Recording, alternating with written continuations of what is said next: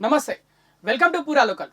మంత్రి కొండా సురేఖ చేసిన వ్యాఖ్యలు గత 2 రోజులుగా 2 తెలుగు రాష్ట్రాల్లో ముఖ్యంగా సినీ పరిశ్రమలో దుమారం రేపుతున్న విషయం మనందరికీ తెలిసిందే.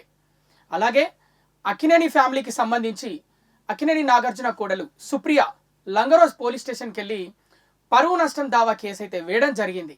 మరోవైపు హీరో అక్కినేని అఖిల్ స్పందించారు ఈ విషయంపై. మంత్రి కొండా సురేఖను వదిలిపెట్టనని సంచలన ట్వీట్ చేశాడు. కొండా సురేఖ చేసిన వ్యాఖ్యలు నిరాధారం, హాస్యాస్పదం, అసభ్యకరం, జుగుప్సాకరం. ఆమె సామాజిక విలువలు, సంక్షేమాన్ని మర్చిపోయారు. ఆమె ప్రవర్తన సిగ్గుచేటు, క్షమించరానిది.